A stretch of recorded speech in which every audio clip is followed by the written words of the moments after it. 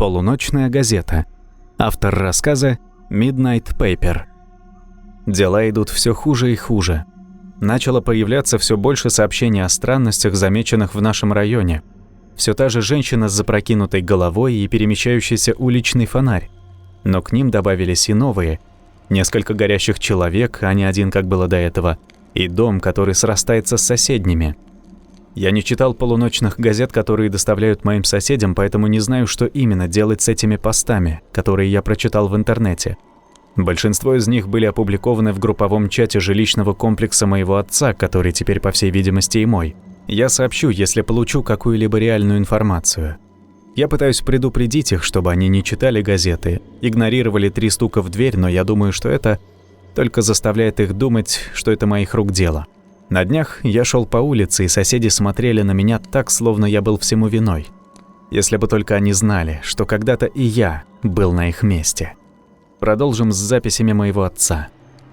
Через неделю после того, как пришла последняя газета, в мою входную дверь трижды постучали. Я не был удивлен. Я сидел за дверью и ждал ее. Я придерживался старой рутины, которая к тому моменту уже стала ритуалом, в котором я знал, что не должен участвовать, но которого я по какой-то причине не мог избежать. Я десятилетиями ждал, когда она вернется, чтобы снова оказаться ее целью. Теперь, когда это произошло, я, возможно, найду способ разобраться с газетой. Но для начала я должен ее прочитать. Я развернул черные страницы и прочитал слова, напечатанные белыми чернилами. Автобусная остановка, изуродованная жестоким вандалом, будет отремонтирована. Автобусная остановка в южном квартале была печально известным бельмом на глазу для города Хилл-Вейли. Наконец, после нескольких месяцев просьб на заседаниях мэрии, онлайн-петиций и даже краудфандингового движения, городской совет объявил, что они не только отремонтируют данную автобусную остановку, но и добавят поблизости источники света и камеры видеонаблюдения. Для обеспечения ремонтных работ мы будем сотрудничать с Департаментом жилищного строительства и развития и Департаментом общественных работ, заявил член совета Ник Хейли. Мы хотели бы поблагодарить каждого члена нашего сообщества, который внимательно следил за этим делом. Послание громкое и ясное. Наш город не потерпит порчи общественной собственности подобным жестоким, ненавистным и вандальным способом. Эта новость без сомнения станет облегчением для обеспокоенных граждан города Хилл-Вейли. «Я рад, что все разрешится, и здесь, наконец, появятся камеры», заявил гражданин, пожелавший остаться анонимным. «Каждый день, проходя мимо, мы обнаруживали что-то хуже, чем было в предыдущий день. Мы не хотим видеть это ругательство по дороге на работу». Печальная реальность заключается в том, что общественная собственность, вроде телефонных будок, банкоматов, скамеек, уличных фонарей и даже поездов метро, часто становится жертвой больших и малых актов вандализма. Это странное явление. Часто вандалы сами живут в этих районах, а некоторые даже используют испорченные предметы в своей повседневной жизни. Является ли вандализм своего рода посланием к городу в целом или посланием для других граждан? В некоторых случаях вандализм, безусловно, подпадает под последнюю категорию. Одно из сообщений, выцарапанное на металлической стенке остановки, гласило: «Кто разорвет мир на части? Угадайте». Нэнси Фишер, еще одна обеспокоенная местная жительница, была одним из организаторов краудфандингового движения, направленного на ремонт автобусной остановки. «Впервые я заметила вандализм месяц назад или около того», — заявила Нэнси. «Я езжу на работу на автобусе, как и большинство здешних людей. Было рано, на улице еще темно. Мы с подругой сидели на остановке, она обернулась и затем указала мне на это граффити на одной из стен автобусной остановки. Там было нарисовано дерево с повешенными на нем людьми. Это было отвратительно. Граффити, о котором шла речь, изображало нескольких повешенных человек, которые были одеты в зеленую форму и держали в руках винтовки или какое-то огнестрельное оружие. Некоторые люди истолковали рисунок как ненавистный посыл или намерение совершить что-то подобное. Другие указывали на тот факт, что повешенные были солдатами, поэтому они считали, что это означает смерть американских военнослужащих. После того, как об этом сообщили властям, тревожное граффити было смыто в тот же день, чтобы жителям города не пришлось снова видеть его на обратном пути домой. Тем не менее, всего несколько дней спустя на автобусной остановке снова появился рисунок. Этот был еще более наглядным, чем предыдущий. На нем изобразили несколько окровавленных тел, каждое из которых было нарисовано белой краской, а красной изображались брызги крови. Позади них был маленький черный дом с желтыми мазками, разбрызганными сверху, которые напоминали языки пламени. Граффити снова было смыто, но вскоре на его месте появилось новое. В этот раз оно изображало желтую полицейскую ленту и десяток мужчин в камуфляжной форме с оружием. Многим показалось, что это вновь был посыл об американских солдатах. Теперь вместо того, чтобы думать о самом факте вандализма, люди рассматривали каждый рисунок отдельно, ведь они явно несли в себе какие-то тревожные сообщения. В художественном сообществе поднялся шум. Общество сравнивало странные произведения с работами Бэнкси и других современных художников-граффитистов. Вандализм на автобусной остановке стал привлекать все больше и больше внимания. Теперь о нем думали не только пассажиры, обеспокоенные тревожными рисунками, но и представители мира искусства, которые оценивали их как смелые и значимые изображения. Однажды граждане обнаружили ужасный рисунок, который, казалось, покрывал каждый квадратный сантиметр автобусной остановки. На стенах были нарисованы толпы обнаженных людей, поедающих друг друга, а из их ран текла красная краска, имитирующая кровь. Некоторые люди были в огне, выполненном в желтом цвете, а черная и красная краска изображала обугленную плоть. Над всем этим хаосом парила массивная черная фигура, которая разрывала руками свой живот, из которого вываливались случайные предметы: уличный фонарь, черная пишущая машинка, фигуры женского пола, окровавленные скальпели, солдаты. Красная краска растекалась по всей нижней части металлических стен автобусной остановки, может быть, изображая кровь, а может быть, лаву, вырывающуюся из растекающейся земли. Это выглядело апокалиптично и страшно, но нашлись люди, которым рисунок действительно понравился. Несколько критиков высоко оценили эту работу, сравнив ее с «Колоссом» Франциско Гойи или «Герникой» Пикассо. «Это шедевр», – заявил один из граждан, пожелавший остаться анонимным. «Он отражает насилие и бессмысленность городского общества. То, что мы так сильно пытаемся игнорировать, но что продолжает существовать. Изображения ужасные, да, слишком много крови, слишком много наготы, слишком много окровавленной или обожженной плоти, но в этом-то и суть». Однако люди, которым на самом деле приходилось пользоваться автобусной остановкой, были не так добры в своих высказываниях. «Это некрасиво», – заявила одна женщина. «Я не хочу, чтобы мои дети смотрели на голых людей или кровь, или вообще на что-то подобное. Если ты хочешь заниматься искусством, делай это где-нибудь в другом месте. Люди пользуются этой остановкой каждый день, а теперь там даже нельзя укрыться от дождя или ветра, потому что там постоянно толпы людей, делающих фотографии». «Куда смотрят полицейские?» – спросил один мужчина. «Они до сих пор не поймали того, кто этим занимается. Чтобы такое нарисовать, потребуется несколько часов. И не говорите мне, что никто не подходил к этому парню. Они арестовывают людей за то, что они идут не в ту сторону, смотрят не в ту сторону, но они не могут поймать парня, который рисует эту ерунду». Потом кое-что изменилось. До этого большинство людей, в основном местные жители, были убеждены, что вандал пересек черту дозволенного, но были и те, кто верил, что он художник и своими работами, пусть даже и ужасными, украшает это место. Но вскоре граффити изменились, и все, кто его увидел, согласились, что это зашло слишком далеко. К большому разочарованию представителей художественного сообщества, граффити вскоре было смыто, а местные правоохранительные органы установили камеру, чтобы поймать преступника с поличным. Подробности того, что произошло той ночью, не совсем ясны, поскольку задействованные правоохранительные органы не раскрыли никакой информации.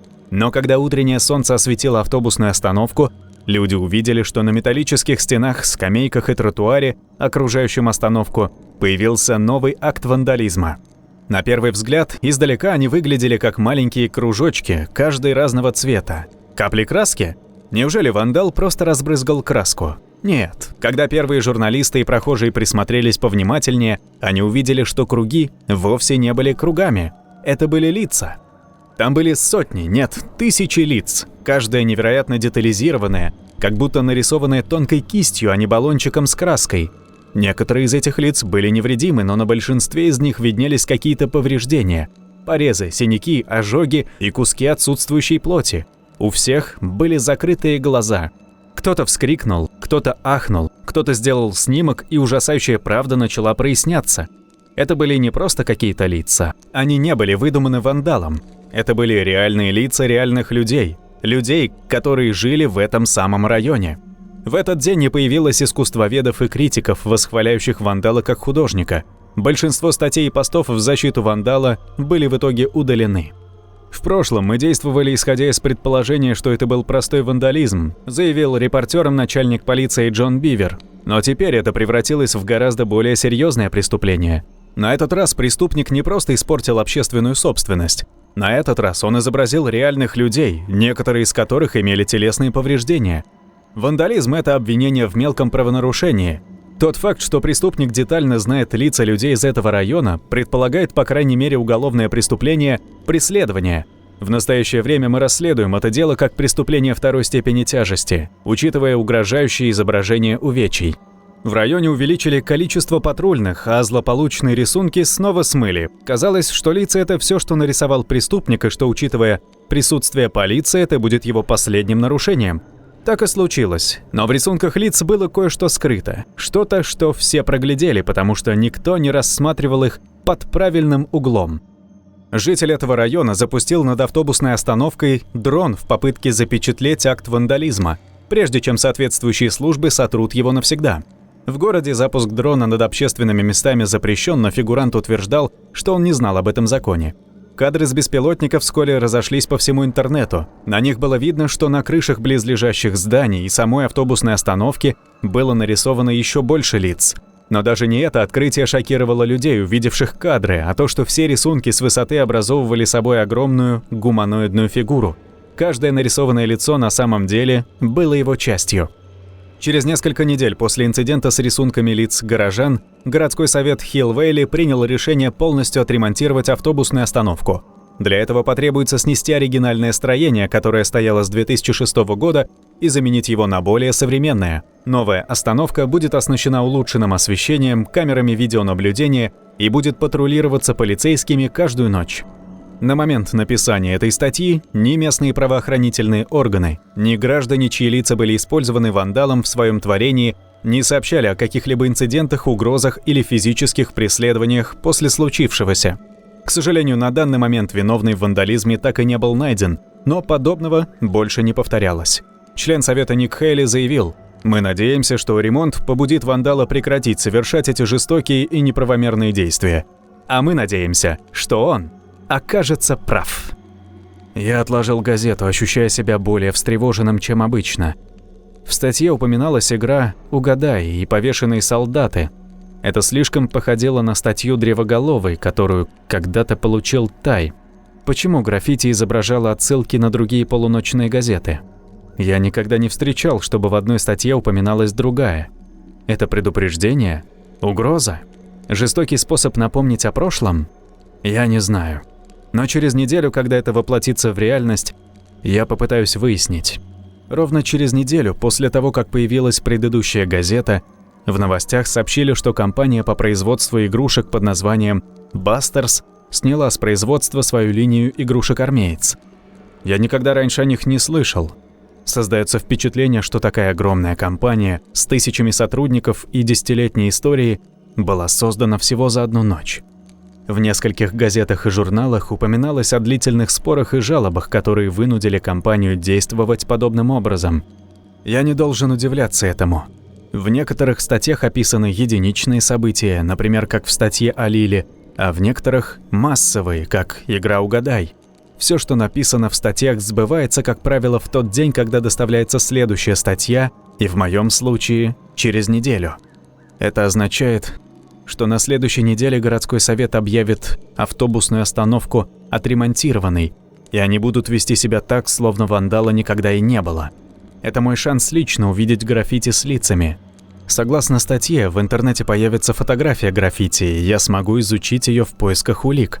И автобусная остановка все еще будет там. Я собираюсь сходить посмотреть на нее, как только узнаю, где она находится.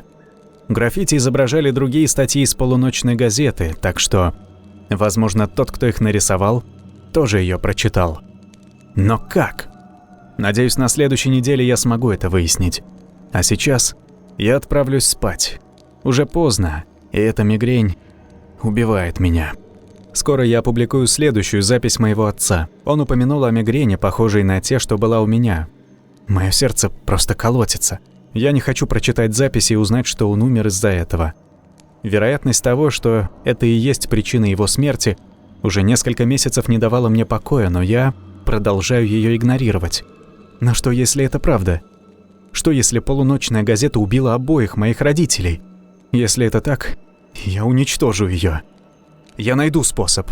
Я сделаю это ради них и ради всех, кто еще получает газету. Обязательно делись своими историями в комментариях, а также не забывай поставить лайк, подписаться на канал и нажать на колокольчик. Для тебя это мелочь, а нам приятно. А если хочешь слушать новые истории раньше других и без рекламы, заходи на наш подкаст-канал Boosty и смотри первым. Ссылку найдешь в описании.